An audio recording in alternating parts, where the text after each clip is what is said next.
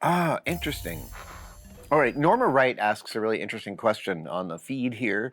Are you able to separate yourself from what happens to your products after they leave home? I find myself still emotionally attached and am hurt when they are mistreated.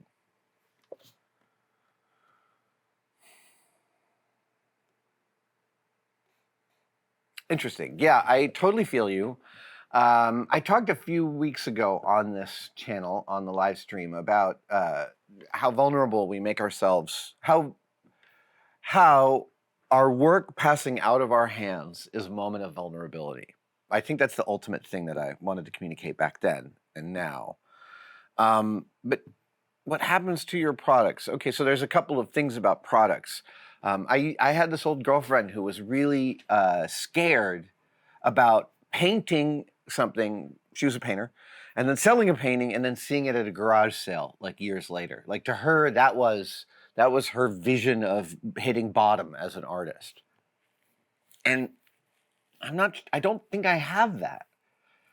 Um, to be fair, I have found some of my father's old paintings on eBay for 25 bucks and 150 bucks and stuff like that. I've bought several. Um, and to me, if I was able to go on eBay and find some old piece of mine that someone was selling and it had clearly been mistreated, the seeing of it would be like welcome home. That to me would be my prevailing feeling. Look, all of this is what you're asking is kind of the serenity prayer, right? You can't control that stuff after it leaves, and that is easier and harder depending on the thing. Uh, it's still difficult to me. I still want to guide and affect the trajectory of my kids at times. And I have they're 25, they're adult human beings. Um, yeah. That Look, I go both ways on this because Tom Sachs is always talking about how, you know, making his work is like me making a Blade Runner blaster and selling it. And I'm like, I could never sell that thing. I spent so much time on it. And he's like, that's exactly the point. And that's why I am not that kind of artist. That is not the kind of, that's a little too intense in terms of letting my stuff go. I much prefer, in the transferring of my stuff, I much prefer trading. And I do a lot of trades with people over the years. I've got a lot of pieces that I've traded for, and I love trading stuff away.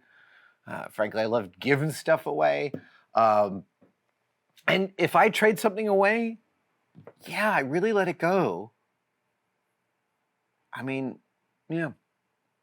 I don't think I had any sort of real answer to your question, and I apologize, Norma. But it's a complex little area there, that letting your stuff go. SISPX asks, is there one prop that you did let go and regret? Is there one prop I did let go and regret? Yeah.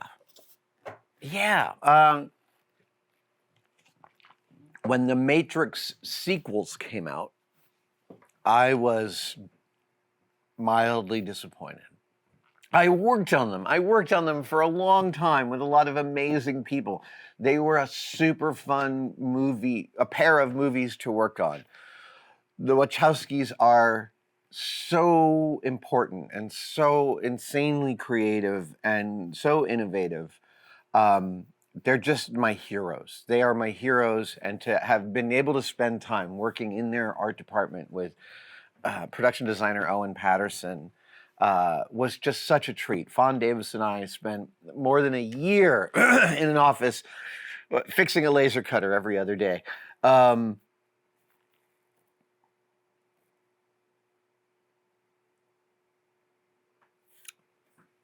But one prop that got away. No, I don't have one. that I did let go and regret. No. All right, let's see here. I've got. This is great. Lee Marsh. Hi, Lee. Asks, as a model maker, how did you mentally prepare for the next job when you would not know what it might be? I was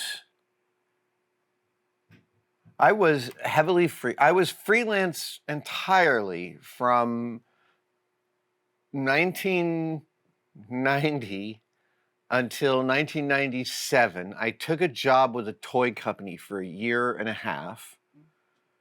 And then I was freelance again from mid 1998 all the way until then. I worked at ILM. And ILM wasn't a job, that was freelance. It was a union gig, but it's job by job. So I was freelance all the way until Mythbusters arrived. And so, look, freelance is boom and bust life. It's a boom and bust life. It's not for the faint of heart. It can be really stressful, and it was because it doesn't matter that you've got rent paid this month. What's going to happen in 3 months, etc. So I very specifically, by the time I was living here in the Mission, which was like 94, I treated being out of work or not having any work as a specific kind of job. So if I didn't have something to execute, for a client, I would spend a couple of hours of every single day. excuse me. I don't know why I'm coughing a bit. I would spend a couple of hours of every single day trying to drum up work. I would call old colleagues I had worked for in the past just to check in. I would have a lunch with Jamie Heineman at M5 once a year just to sort of see what was going on and catch up. And I would also think about other industries that would be useful to me or that I could be useful for. Specifically, window design turned out to be something that requires my skills. I went through all sorts of different ones. Obviously, theater, toy design, and specifically toy prototype construction is a very lucrative model making niche because toy companies often want to take a toy that is not in production to a trade show, and they want something that looks exactly like a production piece. That is a very, very high level of model making prowess, and those prototypes can cost in the tens of thousands of dollars.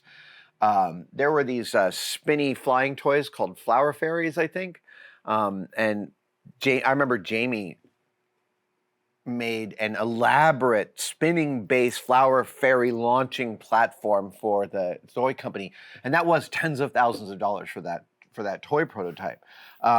Trade fair booth design. I made a living for a couple of years making trade show booths for companies going to toy fair. Interior, stage, and set design. I designed a home of the future for an internet magazine back in the mid-90s. It's like there's no avenue I'm not trying to look down. Magic effects. I actually once called a company in Vegas that made stage illusions. And I sent them a resume and asked if I could chat with someone on the phone, and they gave me a call. This is actually a great thing to do, is to call an industry that you're thinking about working in and reaching out and saying, hey, listen, I'm wondering if I can bend your ear for 15 minutes for an informational interview about the industry. I have this kind of skill set and I'm thinking about applying. Let me know. And if someone's willing to take that call, they're going to have useful information for you. I can't remember who told me to do that. It might have been my friend Bob Zakarian. He said, just call someone you want to work for and say, I want an informational interview. And I did this with IDEO back in the late 90s, probably 99 or 2000 during some downtime at ILM. And, I had gotten to ILM. I felt like I felt a little, I felt like I'd reached a place. So I called up IDEO and I was like, could I have an informational interview and just talk to you guys about how you do your hiring? And they were fabulous. I did. I talked to 2 of their people for 30 minutes. And got a wonderful overview of how they think about hiring. And they had this great metric where they thought about hiring what they called mushroom people, if I remember correctly, that person with a strong foundation in the thing that they like to do, but a wide range of interests at a high level in other things. And by the same token, later on while making Mythbusters, I found the same people were the most useful to us when we were calling around for experts. Often the world's expert who's the expert only in the thing you want to talk about is often not the person who's going to have the most information for you. You want to talk to the person who knows how that thing fits into other stuff. And oftentimes, like the most important expert is only like so focused on this thing they don't know how it fits into other stuff. I don't know another way to say that. I think there's a better way to get that across. Thank you for watching that video. Are you as sick of the tosses to membership as I am? Good, because here's a brand new one that I recorded today and it's nice and short. There are 3 tiers to Tested membership and they all offer awesome stuff. Find out about it by clicking the join link below. We'll see you there.